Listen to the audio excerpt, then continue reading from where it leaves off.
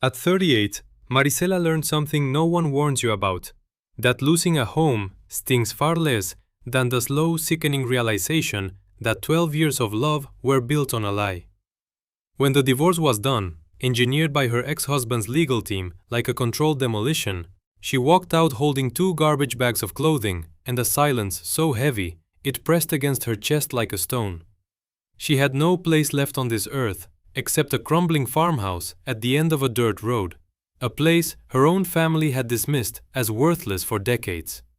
It stood there, broken, forgotten, discarded, just like her. But that rotting shell was not her grave.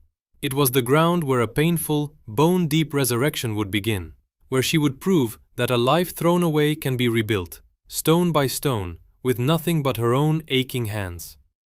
Exhausted, eyes swollen from nights spent crying into a flat pillow, hands still shaking from a signature that had cost her everything she'd known. Marisela finally reached the end of Hawthorne Gap Road, where the old farmhouse her family had always called worthless stood waiting in the dark. Her heart hammered against her ribs as she faced a door bound in chains and rusted padlocks, gripping the only key she still possessed in this world. Stay until the end, because when that door finally groaned open and lantern light fell across what Grandma Celinda had hidden there for 25 years, Marisela collapsed to her knees. She wept, because what waited inside was not just a house. It was proof that a woman who had died long before Marisela's pain began had somehow known this day would come, and had prepared something to catch her when she fell. If this story speaks to something inside you, make sure you're subscribed. There's something special waiting for you tomorrow. The fluorescent lights in the courthouse hallway hummed with that sterile, colorless buzz that drains reality from everything it touches. Marisela sat on a wooden bench outside courtroom 4B. A manila folder rested on her lap. Inside that folder, the final divorce decree. Inside that folder, the legal death certificate of 12 years of building, believing, giving. She did not cry. She was past that. The tears had dried up somewhere around month 6 of the proceedings. What sat on that bench now was a hollow woman in a cheap black blazer, waiting for her ex-husband's attorney to finish initialing the last pages so she could finally walk away. Holden Ashby had taken the house. The house Marisela had poured her own savings into. The house she had painted room by room on quiet weekends while Holden was working late. A phrase she now understood meant something entirely different. The house her late mother had co-signed for before she passed. The house that was supposed to be theirs. Now it belonged to him. Him and Tatum, the 24-year-old yoga instructor he'd been sleeping with for nearly 2 years, while telling Marisela she was paranoid, that she was imagining things, that she needed therapy. 6 months before the end, Marisela had come home early from her shift at the bakery. Tatum's car sat in the driveway. Just like that, no mystery left to solve. Holden hadn't even bothered to hide it anymore. He'd stood at the top of the staircase wearing her own bathrobe and said 5 words that would loop through her skull for the rest of her life. "We need to talk, Mari." What came next was not a conversation. It was a siege. Holden had already consulted his attorney, Rafferty Boone, a man who had built his career on making sure wives left courtrooms with empty hands. Within 72 hours of that morning, Marisela was served with papers. The house, they argued, had been acquired during the marriage with funds Holden had primarily contributed. The fact that Marisela's mother had co-signed? Irrelevant. Her mother had passed 2 years earlier without updating her estate documents. The fact that Marisela had worked full-time every year of the marriage? Irrelevant. Holden's salary as a regional sales director had been higher. The fact that she had been the one decorating every room, maintaining every wall, loving every corner of that home? Absolutely irrelevant in a courtroom.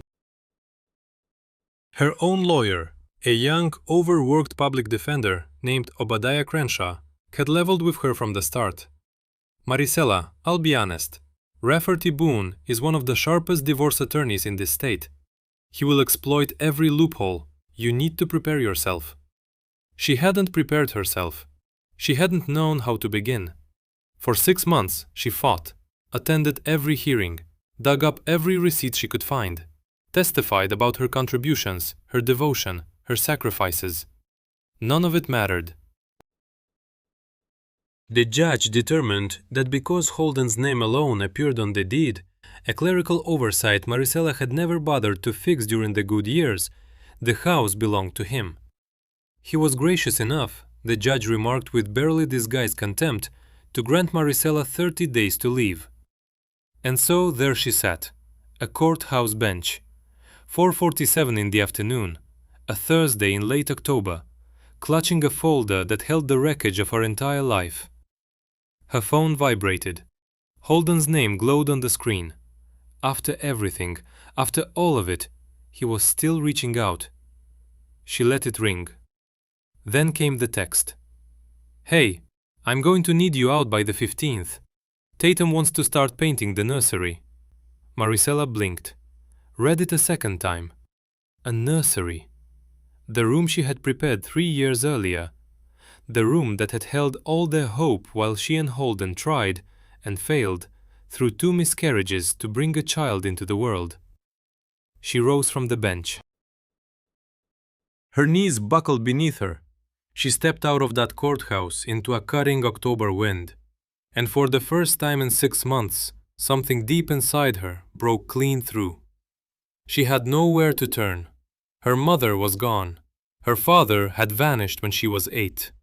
Her only sister, Camille, lived out in Oregon with a husband who'd never hidden his dislike of Maricela. Savings. There were none. Holden had emptied their joint account the same week he filed. Rafferty Boone had convinced the court it was routine marital asset management. Her bakery wages barely covered gas and the shared apartment she couldn't sustain alone. 3 studio rental applications that week, 3 rejected credit checks. She crossed the lot to her car, a 12-year-old sedan with a cracked windshield. She dropped into the driver's seat and finally let herself break. Not the quiet, measured tears of a woman holding herself together in a courtroom. The deep, raw, animal kind of sobbing that rises when a person understands they are completely, irreversibly alone. That was when she remembered the box. Her mother's old jewelry box.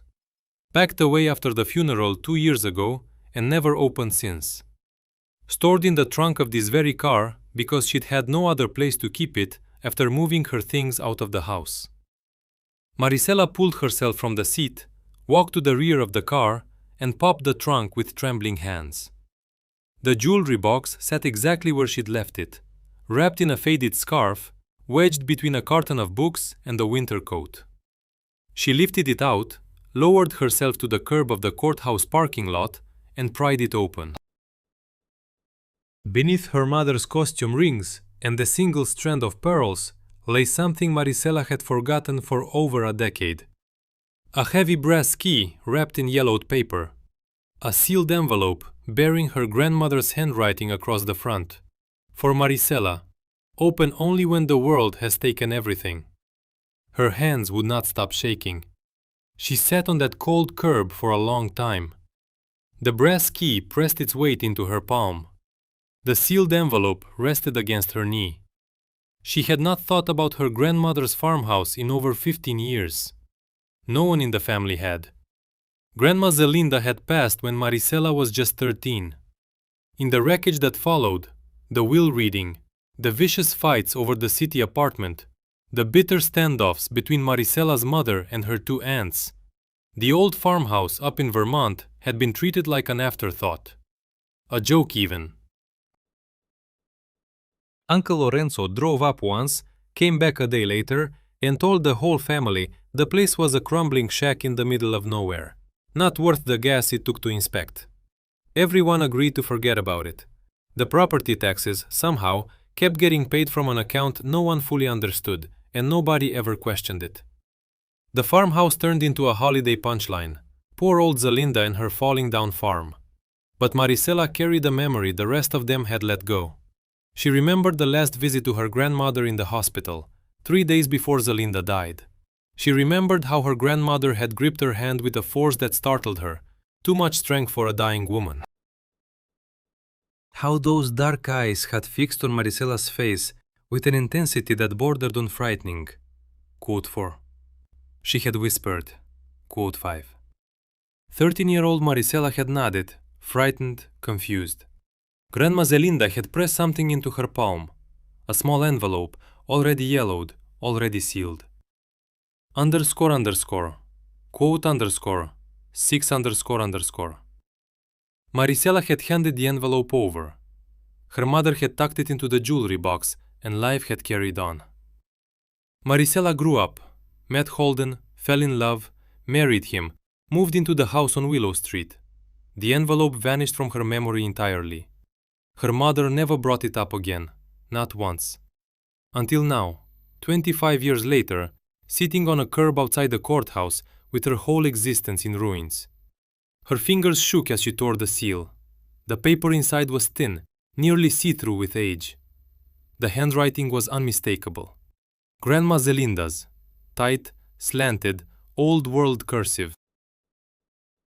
My dearest Maricela, if you are reading this letter, then my worst fear has come true. Someone you loved has taken from you what was never theirs to take.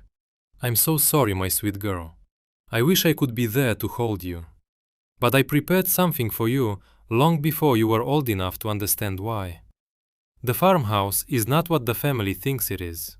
I sealed it myself with my own hands, and I have kept it sealed for reasons that will become clear when you arrive. The key in this envelope will open everything. Inside, you'll find food, shelter, and something much greater. You will find the truth about your grandmother, a truth I can never tell your mother because your mother would not have understood. Go to Willamire Bend, Vermont. Follow Hawthorne Gap Road to the very end.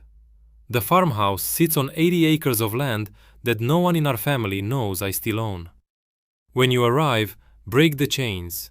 Open the door. Trust me. Trust that I loved you enough, even from across all these years, to see this day coming and to prepare for it. You are not alone, Maricela. You have never been alone. With all my love, always, Grandma Zelinda. Maricela read the letter 3 times. By the third reading, the tears had hardened into something else, something that felt, impossibly, like resolve. She looked at the brass key in her hand.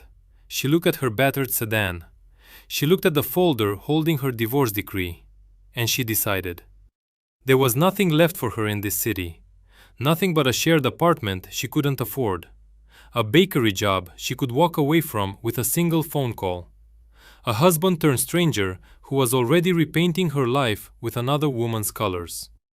If Grandma Zelinda had left her something, anything, at the end of Hawthorne Gap Road, Maricela was going to find it.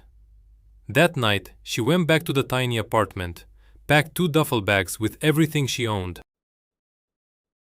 Left her house key on the kitchen counter for her roommate, alongside a note and $300 in cash. Her last $300. Then she walked out that door for the final time. She called the bakery.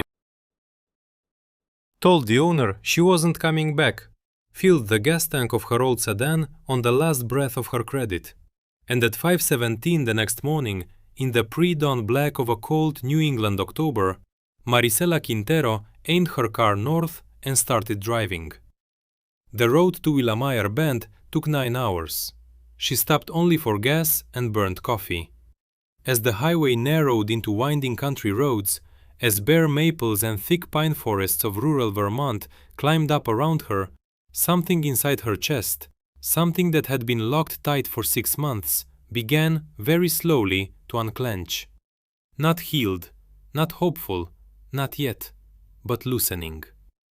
By late afternoon, she reached the edges of Willamire Bend, a tiny town, maybe 800 people, 1 street downtown, 1 diner, a general store. She pulled into the diner lot to check her map and gather what was left of her nerve. A woman behind the counter, warm, broad-shouldered, somewhere in her 60s, silver braids coiled at her temples, watched Maricela walk through the door. She gave her a long, measured look, not unkind, just attentive. The way small-town people study a stranger who clearly hasn't slept. She pushed a mug of black coffee across the counter without being asked. "On the house," she said. "You look like you've been driving a long time." "Thank you," Maricela managed. Her voice came out broken. "Just passing through, or planning to stay?" Maricela paused, and because there was nobody left worth lying to, least of all herself, she answered, "I'm trying to find a farmhouse. End of Hawthorne Gap Road. It was my grandmother's. Zelinda Quintero." The woman's hand stopped mid-pour over someone else's cup. She placed the coffee pot down with deliberate care and studied Maricela like she was seeing her for the first time. "Zelinda Quintero was your grandmother?" "Yes." Silence stretched between them. Then the woman dried her hands on her apron and reached one across the counter. "Philippa Dreger, this diner is mine, and I knew your grandmother well, better than most people ever did." Her eyes had gone glassy, bright with something old and unresolved. "Honey, she talked about you. Years back, she told me a granddaughter might show up someday, looking for that road. She made me swear I'd help her when she came." Maricela could only stare. Words wouldn't form. Philippa said softly. Maricela ate chicken soup she couldn't taste, and Philippa sketched directions on the back of a receipt with steady hands. Before Maricela stood to leave, Philippa pushed a small brown paper bag across the counter. 2 sandwiches, a bottle of water, a flashlight loaded with fresh batteries. "Anything goes wrong up there, you call me," she said. "You hear me, sweetheart? You call." Maricela managed a nod, nothing more, and walked back to her car. The drive from the diner took another 40 minutes. Hawthorne Gap Road barely deserved the name. Narrow, winding, cracked pavement climbing through dense pine woods, then dissolving into packed dirt. Exactly as Philippa had warned, the turnoff to the farm was nearly invisible, marked only by a tilting wooden post. The hand-painted words "Magpie Hollow" had faded almost past reading. Maricela turned in. Her sedan lurched and scraped along a rutted track hemmed by old stone walls and towering hemlocks. Afternoon light was already thinning. Then, nearly a mile of crawling forward, the trees gave way. Maricela stopped the car. She stared. The farmhouse stood at the center of a wide clearing, tall golden grass rippling around it in the October wind. Past the house rose the shape of a red dairy barn, a smaller outbuilding beside it, and what appeared to be rows of old wooden boxes arranged in careful lines. The house itself was a classic 2-story New England farmhouse. White clapboard siding worn to a soft, tired gray. A white covered porch. Stone chimney. Steep green metal roof. It was larger than she'd imagined, much larger, and it was completely sealed. Every window on both floors had been boarded over with heavy planks, fastened into the frames with rows of thick iron nails. The front door was wrapped in 3 iron chains, each locked with a massive rusted padlock. Tall grass pressed against the foundation. Vines twisted up the porch columns. But beneath the overgrowth, beneath the chains and the boards, the structure itself stood straight, solid. The roof didn't sag. The walls didn't buckle. This was no ruin. This was a building someone had sealed with purpose, with devotion, with obsessive fierce care. Maricela climbed out of the car. Her legs shook beneath her. She walked the overgrown path to the porch slowly, the brass key clutched in one hand. The other pressed flat against her chest, as though her heart might escape without it. She mounted the porch steps. The wood groaned, held. She stood before the chained door and studied the 3 padlocks, each one different, each one enormous, each one welded shut by 25 years of mountain weather. She slid the brass key into the first lock. It turned without resistance. Click. A sharp gasp left her mouth. She fit the same key into the second padlock. It turned. Click. The third lock fought her. Corroded. Stubborn. For one terrible moment, she believed it would win. She worked the key side to side. Pressed harder, she whispered. A deep grinding sound, and the third lock surrendered. The chains crashed to the porch floor. Heavy. Final. But the door behind them was still sealed with boards. Marisela looked around, frantic. Near the porch steps, half buried in grass, lay a rusted claw hammer, left there perhaps a quarter-century ago. She grabbed it and drove the claw beneath the first board. Old nails screamed as they pulled free. 1 board, 2, 3. Her palms blistered. She didn't stop. After nearly 20 minutes of steady, relentless effort, the last board fell away. And there it was, the door underneath. Solid oak, darkened by decades, fitted with an iron handle, forged in the shape of a wheat sheaf. She slid the brass key into the lock. Turned it. The bolt drew back with a deep, heavy thunk. She felt through her whole body. Marisela placed her palm flat against the wood. One long, trembling breath. Then she pushed. If you're enjoying this story, subscribe to our channel. It means a lot to us. The door swung inward on hinges that groaned like something stirring after years of stillness. Cool air rushed past her, stale but clean. Not the smell of decay. The smell of a place that had been sealed with care, with intention. Marisela stepped inside. Afternoon light spilled through the open doorway into a wide front room, and the breath locked in her chest. Everything was still here. Everything. A long wooden dining table surrounded by 6 chairs. A stone hearth fitted with a cast iron stove, split logs still stacked in the iron holder, still waiting.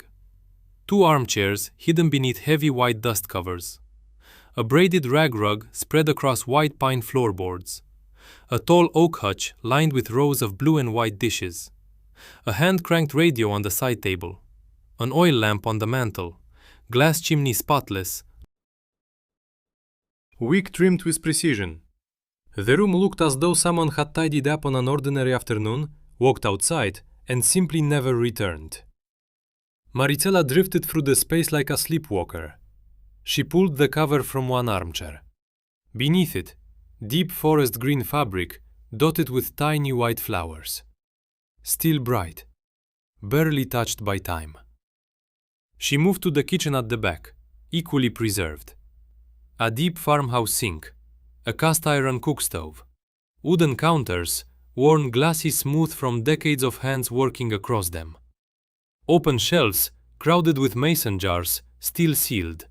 Dried beans, rice, flour, sugar, oats, honey, canned tomatoes, jars of pickled vegetables with handwritten labels in her grandmother's slanting cursive. Beets, August 1999. Green beans, September 2000. On the kitchen table, held down by a smooth river stone, lay a folded sheet of paper. Marisela's hands trembled as she lifted the stone and opened it. The same slanted handwriting she already knew. Marisela, welcome home. I know you are tired. I know you are afraid. Take this evening slowly. The wood stove draws well. Light a fire first. It will warm the whole downstairs. The hand pump for water is in the mudroom of the kitchen. Prime it with the jar of water kept beside it.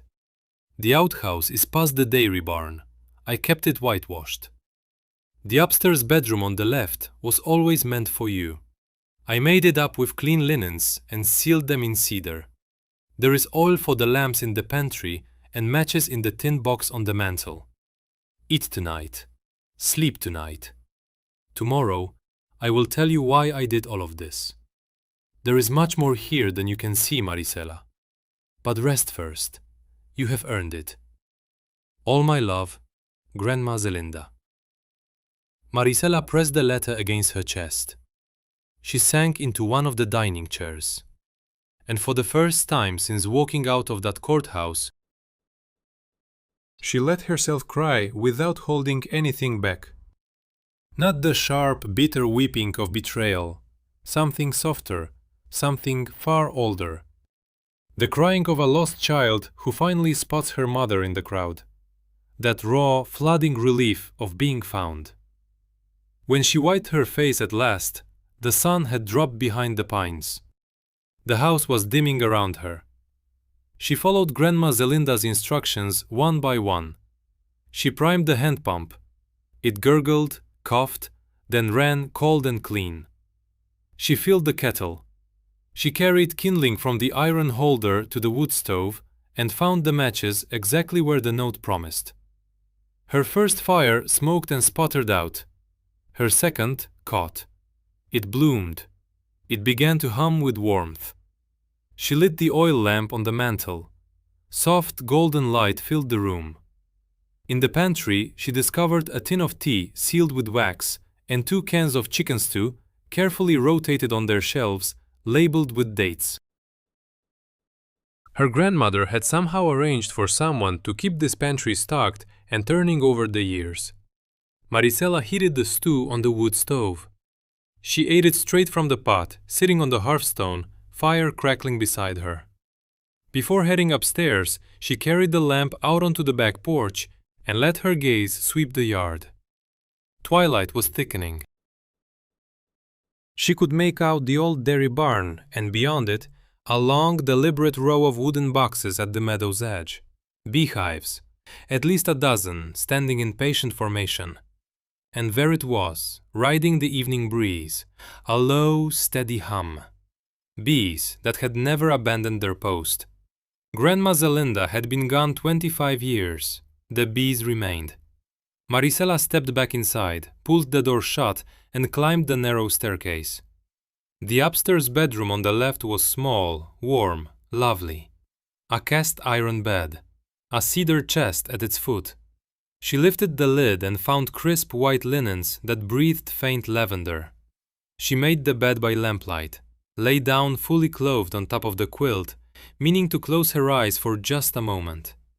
She slept 14 hours, dreamless, complete.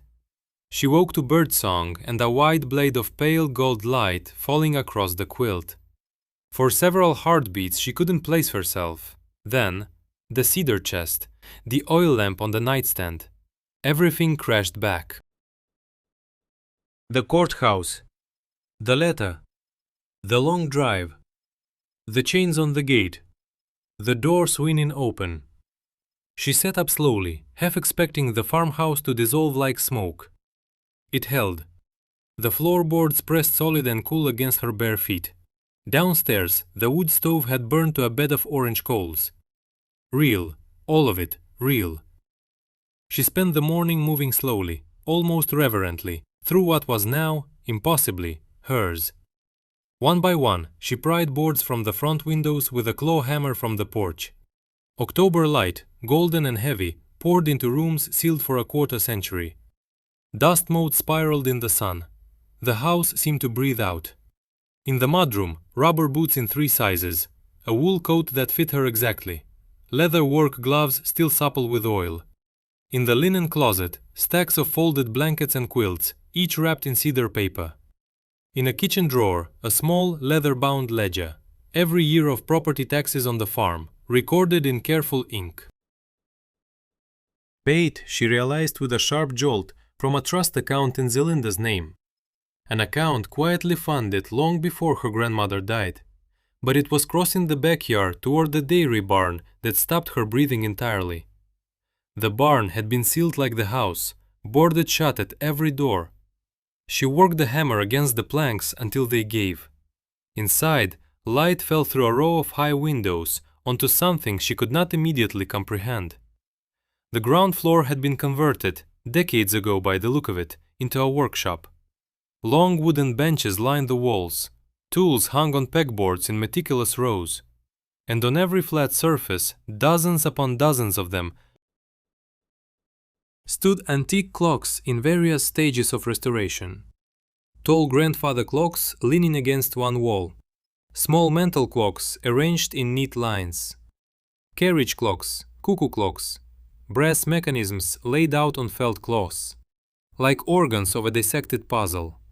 A leather-bound book on the central bench, filled with her grandmother's handwriting. Detailed notes on each piece, where it came from, what it had been worth, who purchased it. Grandma Zelinda had been a clockmaker, a restorer, a professional one, and nobody in the family had known. Marisela turned a slow circle in the center of that workshop, her hand pressed hard against her mouth. She thought of the Zelinda the family described at holidays. Poor old Zelinda, widowed young, lived alone in the woods, a little strange, a little sad. That woman had never existed. That woman was a story the family told because the truth was hidden from them. The real Zelinda had been running a quiet, skilled trade from a barn in the Vermont woods. The real Zelinda had been earning her own living. The real Zelinda had been free.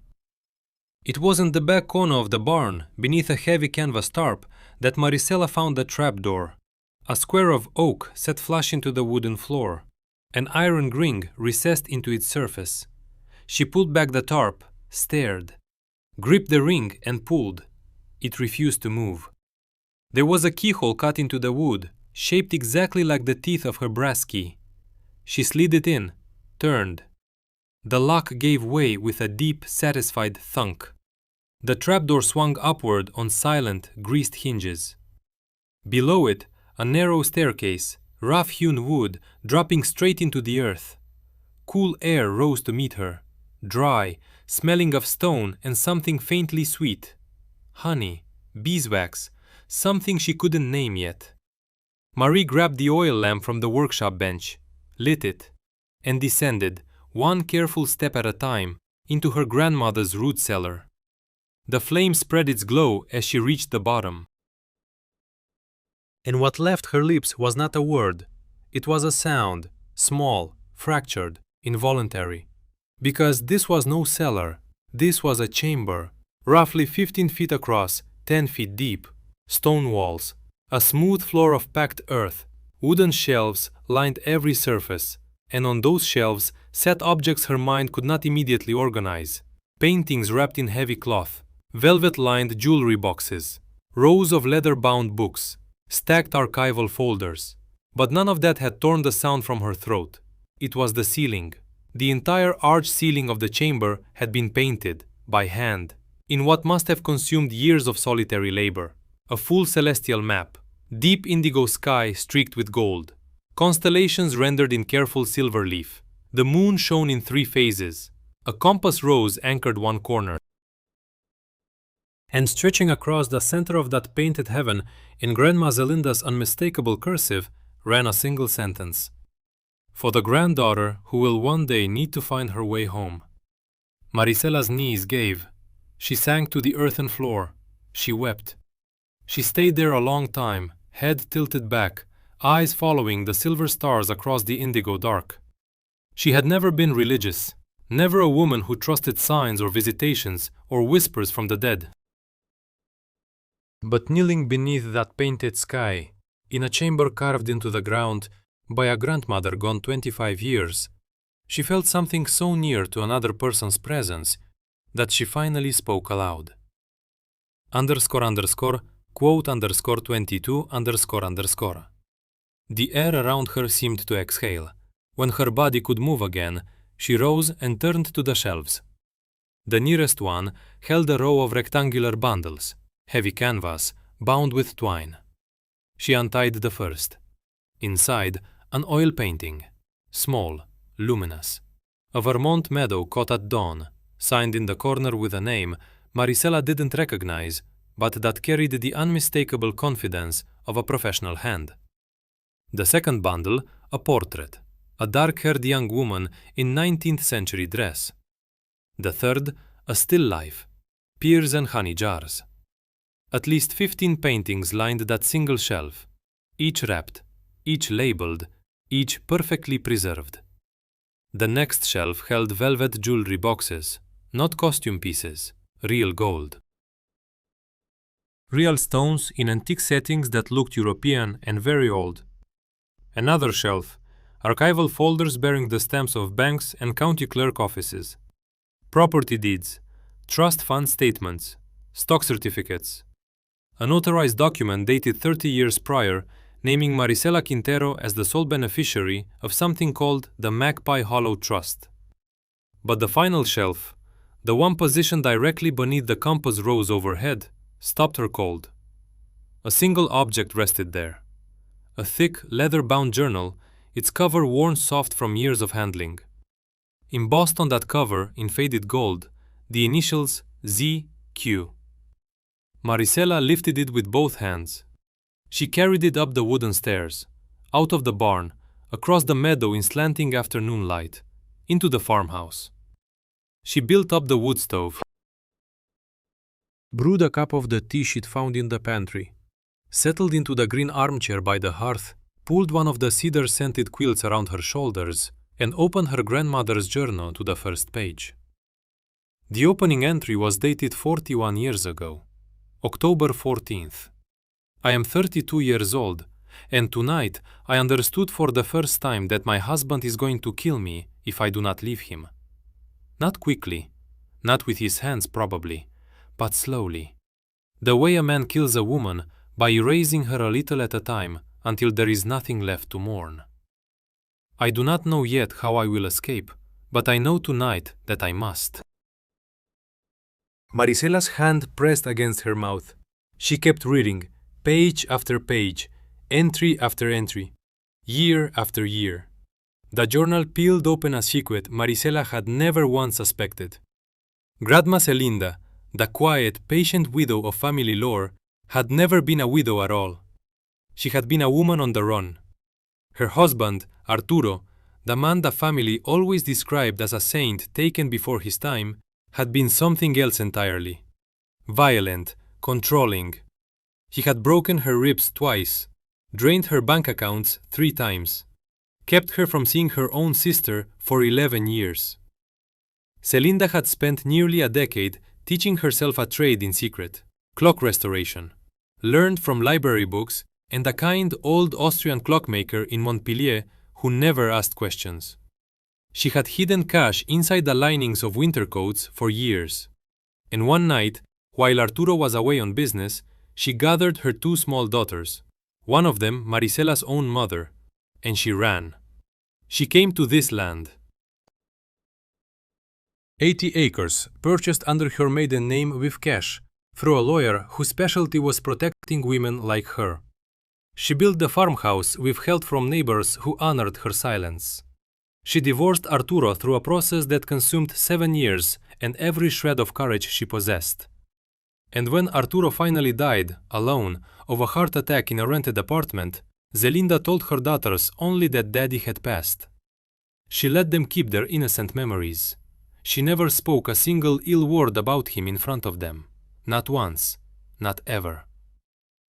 The last entry Marisela read that night was dated 6 months before her grandmother's death. My sweet Marisela is 13 today.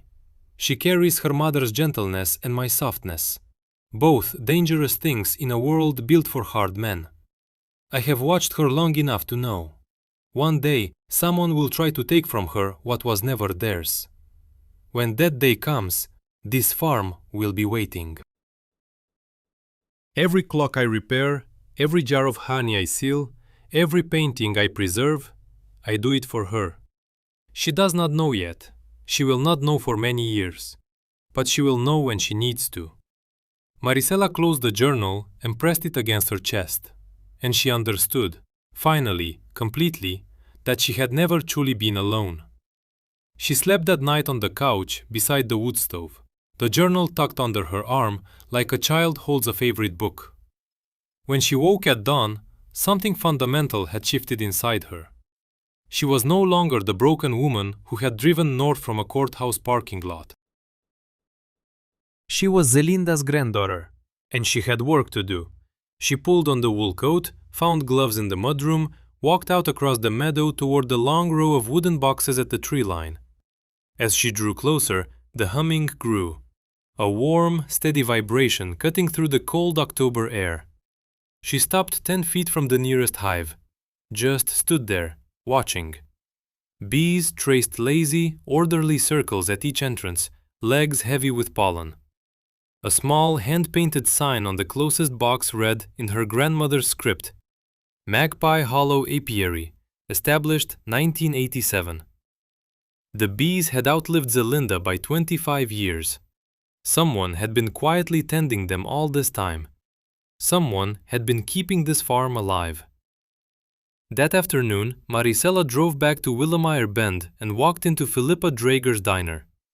Philippa glanced up from the register, saw Mari's face, and set down whatever she was holding.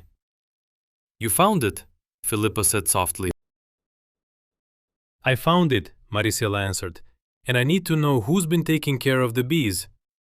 Philippa smiled, small, proud, eyes glistening.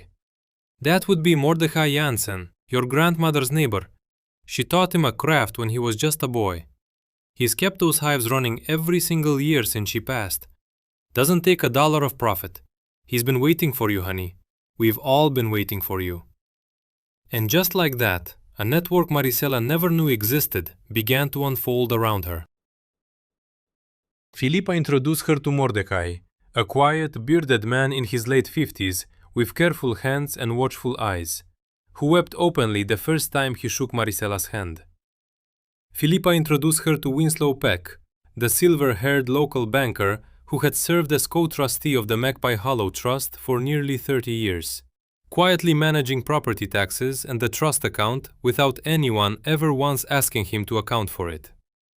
Winslow opened a manila folder in his office and slid it across the desk to Maricela. "Quote 27, quote," he said, his voice low and steady. "Quote 28, quote." He let that settle. "Quote 29, quote." Maricela stared at him. The number floated somewhere outside her body. Nothing in her entire life had taught her how to hold a figure like that next to her own name. Winslow said, carefully, he offered a small, almost apologetic smile. Underscore underscore, quote underscore 32 underscore underscore.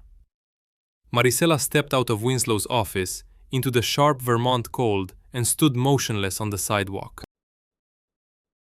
Her hands were shaking, not from fear, not this time, from something she had nearly forgotten existed, possibility. In the weeks that followed, everything Maricela had believed about herself rearranged, quietly, piece by piece. She phoned Obadiah Crenshaw, her old public defender back home, and told him the whole story. Obadiah, to his credit, laughed so hard she had to hold the phone away from her ear. Then, on his own time, without billing her a single dollar, he helped her formally reject every post-divorce obligation Holden's attorneys had tried to latch onto her future earnings. Dr. Anatol Vilyanov, an antique appraiser Winslow recommended out of Burlington, drove down to the farm. He spent an entire weekend cataloging paintings and restored clocks inside the dairy barn. When he finished, he removed his glasses, sat on the porch steps, told Maricela that the collection stored in her root cellar and her grandmother's workshop was worth, conservatively, just over $600,000. She chose not to sell most of it. 3 paintings, that was all she parted with. Enough to renovate the farmhouse properly, real electricity, modern plumbing, insulation thick enough to hold against winter. She hired Mordecai officially this time, a paid partner to continue managing the apiary. She kept every single antique clock. She rehung Grandma Zelinda's tools on the pegboard herself. She did not tell her sister Camille, did not tell her aunts, did not breathe a word to any member of the family that had dismissed the farm as worthless. Because she finally understood why Zelinda had made her swear that same silence. Holden, she heard through a mutual friend months later, had tried to sell the house on Willow Street. The market had turned against him. He couldn't get what he'd paid. Maricela felt no triumph when she learned this. She felt nothing at all. Winter hit Magpie Hollow hard that first year. Snow stacked waist deep against the farmhouse walls by early December.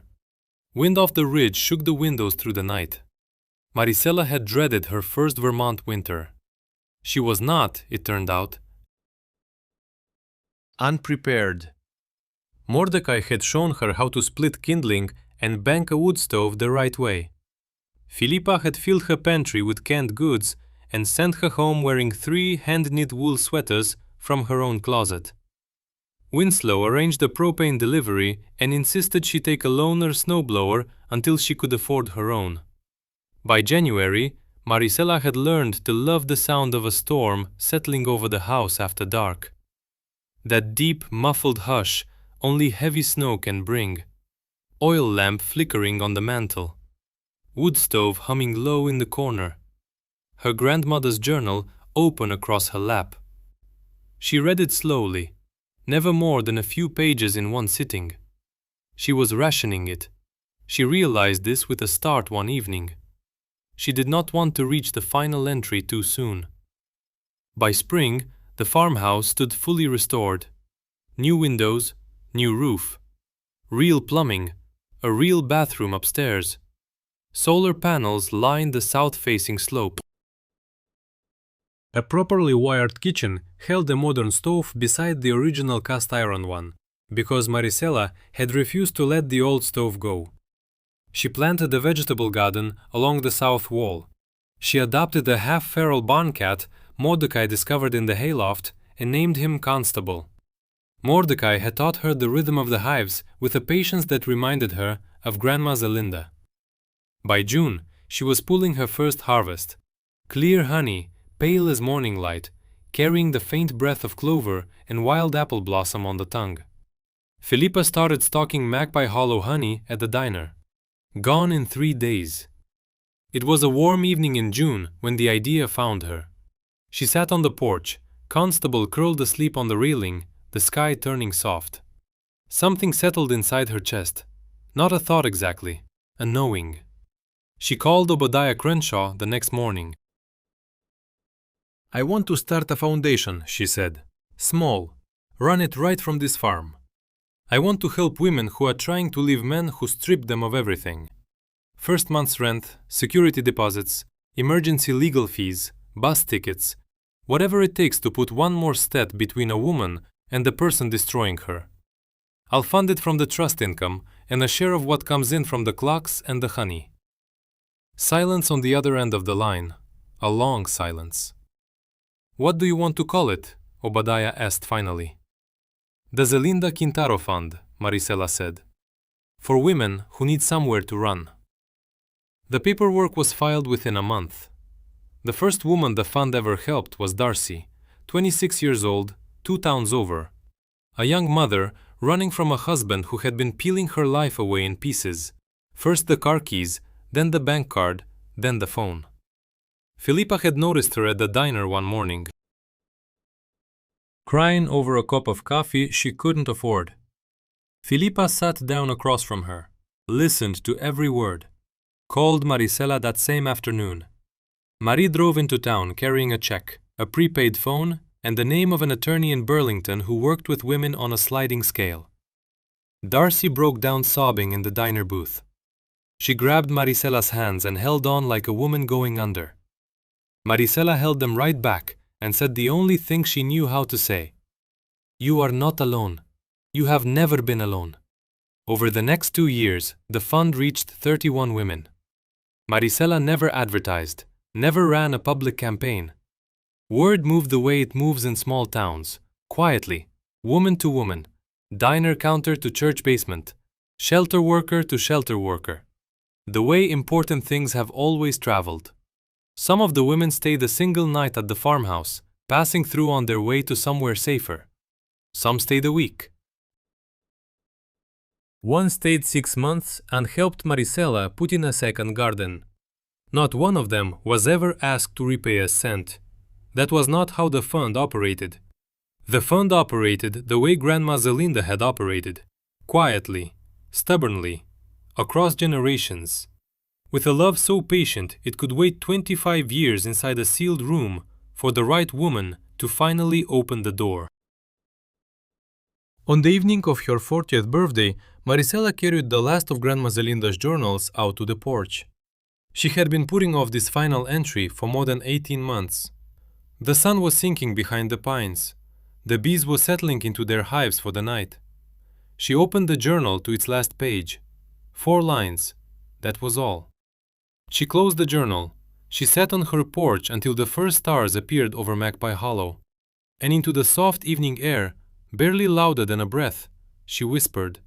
Inside the farmhouse, the lamp burned warm and steady in the window. If this story stayed with you, 2 more are waiting right on your screen. Just tap and let them find you. And if you haven't yet, subscribe and hit that notification bell so nothing slips past you.